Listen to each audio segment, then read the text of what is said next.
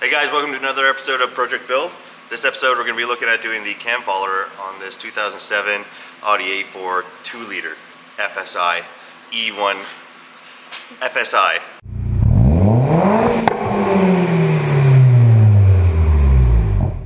Maybe to note that the cam follower is recommended to be replaced maybe about 10,000 kilometer intervals. So that would be every oil change roughly? Yeah, some guys like to do it every oil change. I think that might be a little excessive.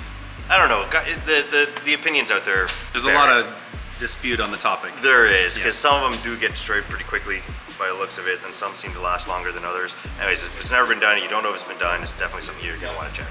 So, let's get into it. So what we're gonna do, we need to remove the high pressure fuel pump, which is this guy right here, and it's held in with 3 bolts.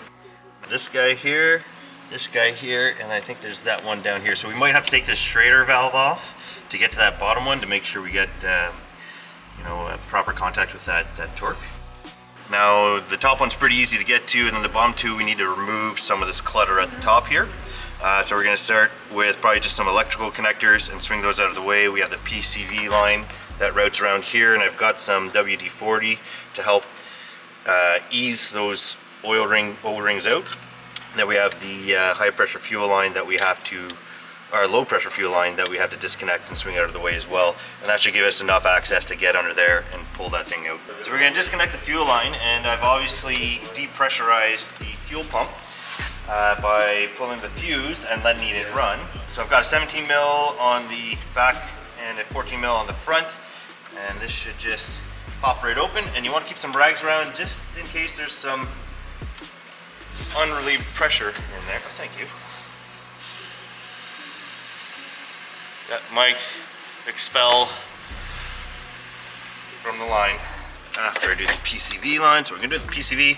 These things can be extremely brittle, so you want to be very delicate. Like I said, I lubed up the O-rings already with some WD-40 just to help them, and you should just pinch it and they should wiggle off. That doesn't always happen, but it did this time.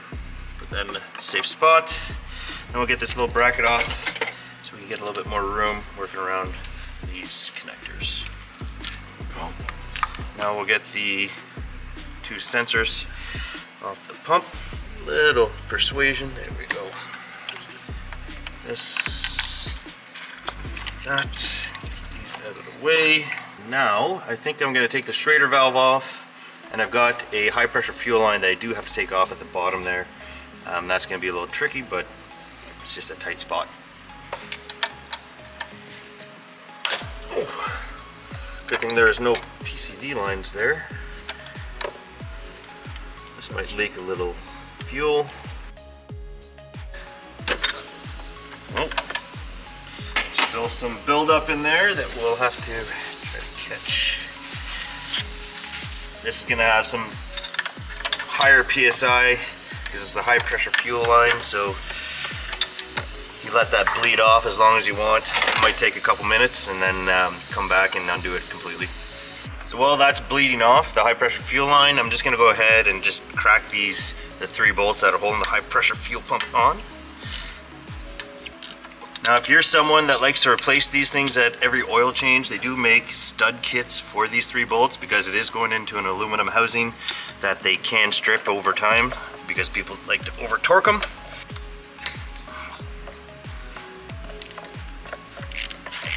So as you undo these bolts, because it's spring loaded, it's going to want to kind of push back on you.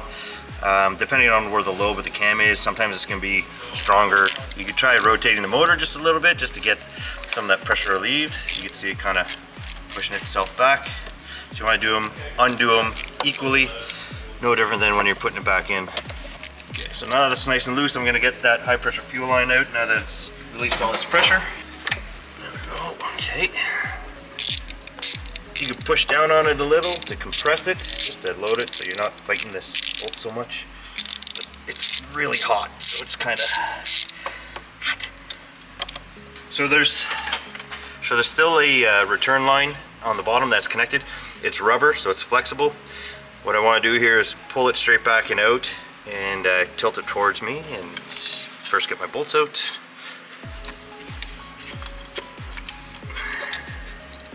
So as I pull this out, there's still going to be like a shaft that's going into the housing, so you don't want to just bend it. There we go. So I'm going to remove this O-ring around the high pressure fuel pump. It just comes out with a little pick.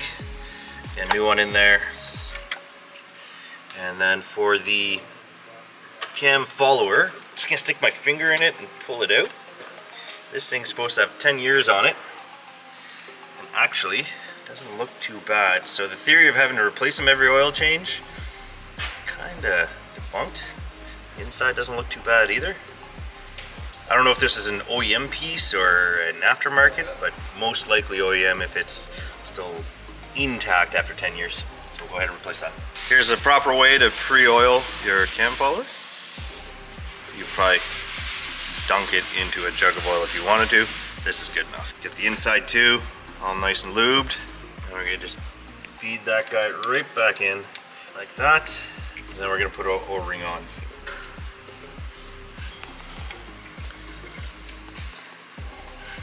Just like that. So when we're feeding this back in, we just want to make sure it's going in nice and perpendicular so you don't clip that O-ring because it's brand new, so it's going to be a little bit tighter fit than it was coming out. So just want to test fit it, make sure that O-ring is seating properly. Go ahead and get some bolts on.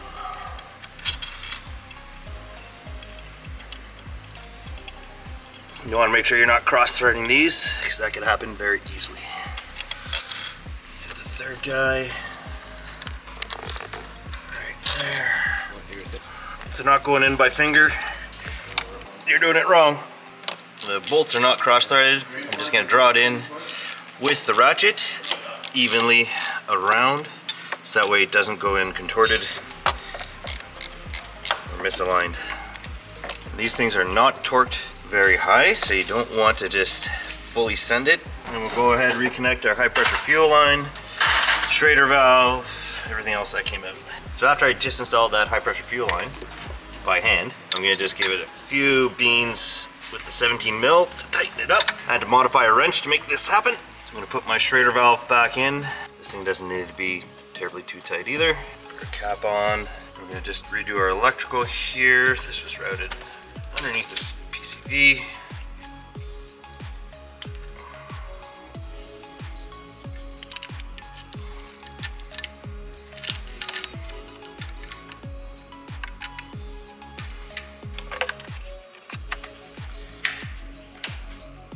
So that was your PCV, and now you're doing your low pressure fuel line? Yep, low pressure fuel line's the last one to do. Just like that. And it's ready to start up. All right, let's hear it.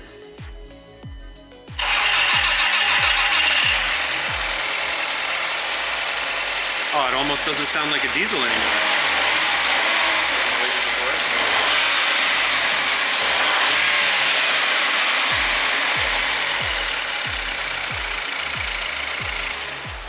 All right, guys, so that's how you replace a high pressure fuel cam follower on a B7, and all we had to do was replace the O-ring and the cam follower itself. So after 10 years, this thing didn't actually look that bad as the horror stories are online about not changing them every 10,000 kilometers. So nice to see that, and the parts were about $50 in total, maybe.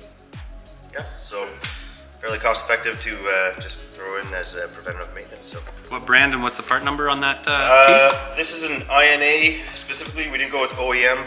OEM was about 3 times the cost, and it is that part number. Thanks for watching. She's set. She's holding shape. And it's like a square. Square ring, not an O-ring. Like that? Like that? I do like that. If you f up this order, don't come home. I will not come home if I f up the order, don't you worry. Love you, bye.